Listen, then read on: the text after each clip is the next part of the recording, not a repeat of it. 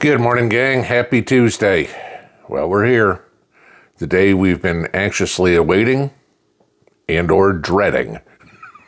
Nobody knows.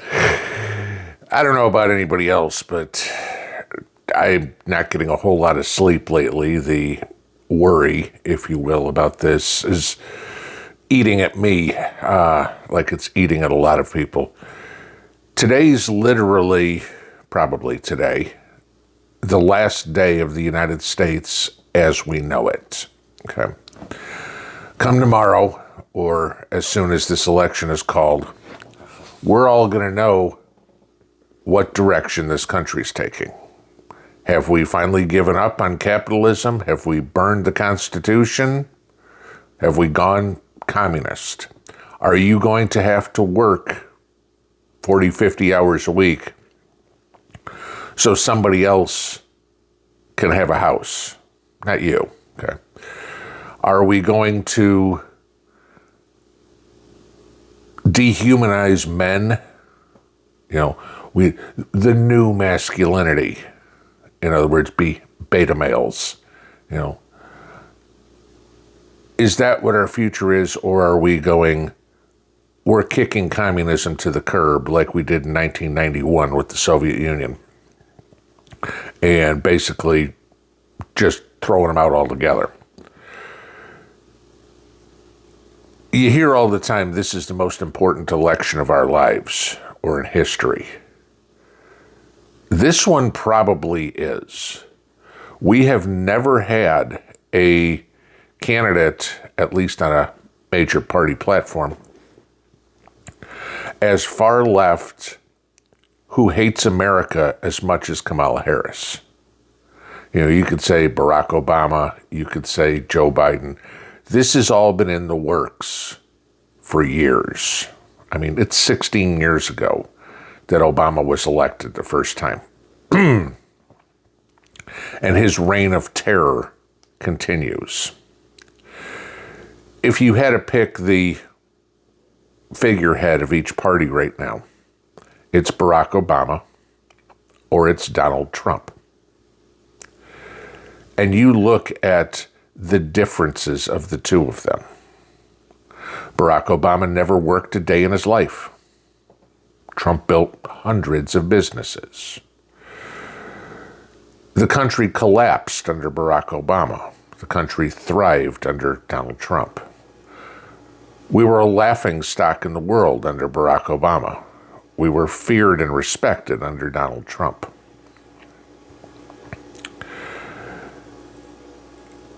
I don't know, I cannot wrap my head around how anybody could possibly vote for Kamala Harris. I just can't, okay?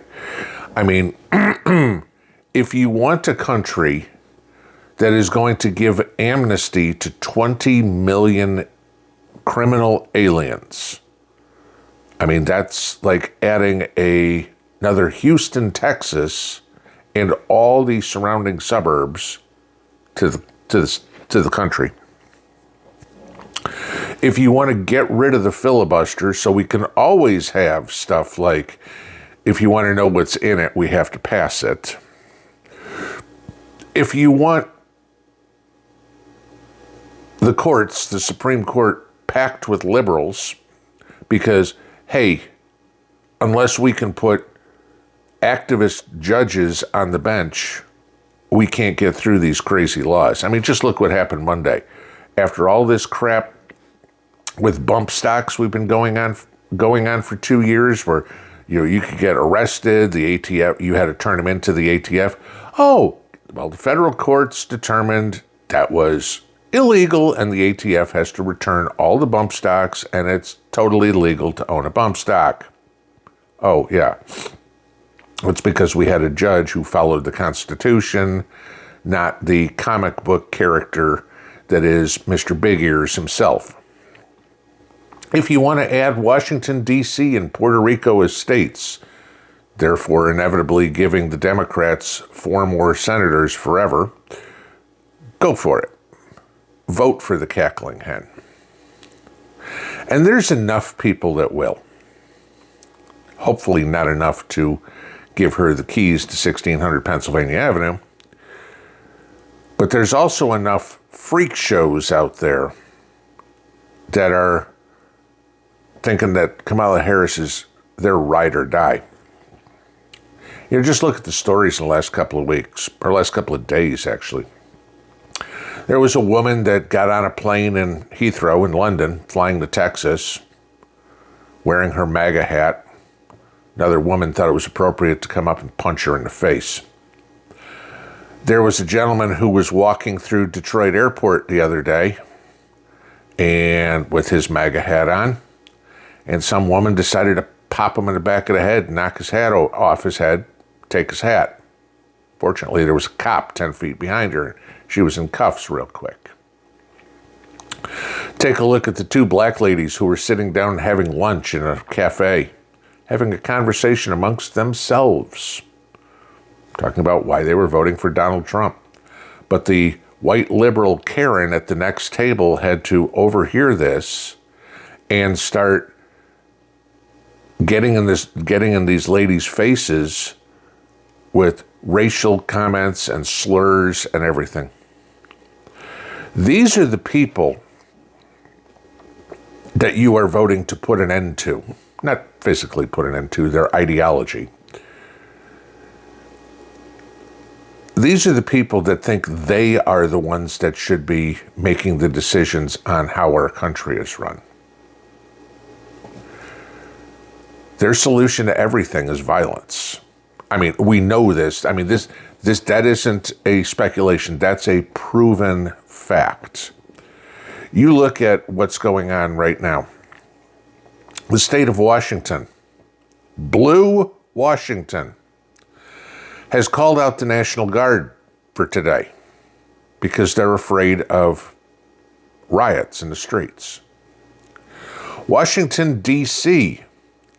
has boarded up businesses all over the city. Okay?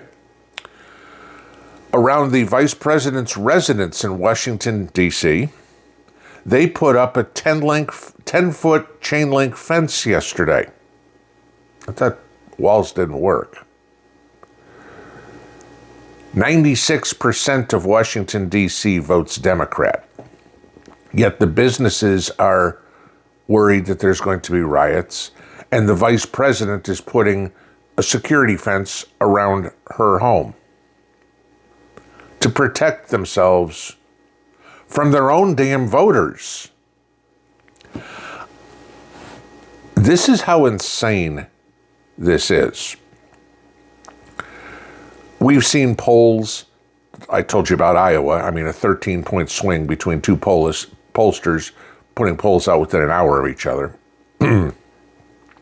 We've got Nevada saying it's going to take up to 2 weeks to count the votes. I mean, there ain't a whole lot of population in Nevada, guys, all right? Outside of Clark County, a lot of Nevada is barren wasteland. Go drive between Las Vegas and Reno sometime. There's nothing out there, okay? There's not that many people. You know, if Texas can count the entire state by the end of the day, a state that's got 1/10 the population should easily be able to do it. Michigan's the same way. They're looking for any way they can to steal it. Kamala Harris came out and said, we're going to keep counting votes until we win. No, you'll keep counting votes until the election's over, and then whoever wins, wins. I pray to God it ain't you. There's a lot of shady things going on. I mean, we've all heard the stories about the fake voter registrations. I told you yesterday about protecting your vote. You know, if you don't vote your vote, somebody else is going to. And it probably ain't going to go the way you want it to. But tonight, going into tomorrow, I mean, as the sun's just coming up here, this is the last sunrise I expect to see for a while where the cities aren't on fire. Because even if the election isn't called. Kamala Harris loses a state. Let's say she loses Georgia. We aren't anywhere close to 270. You don't think they're going to go riot in Georgia?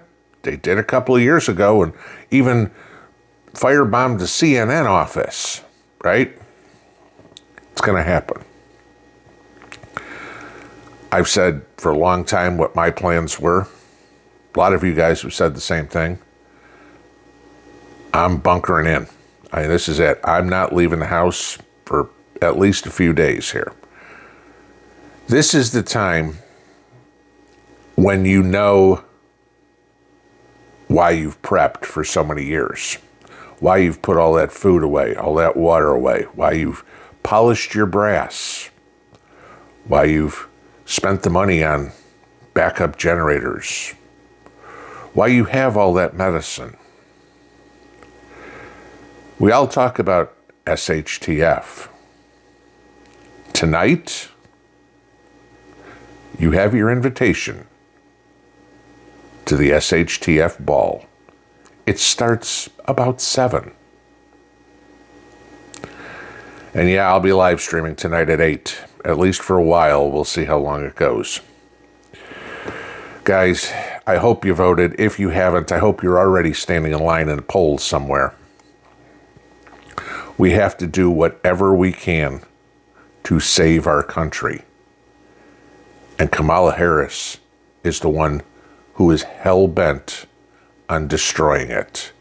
We have to put a nail in Barack Obama's coffin once and for all.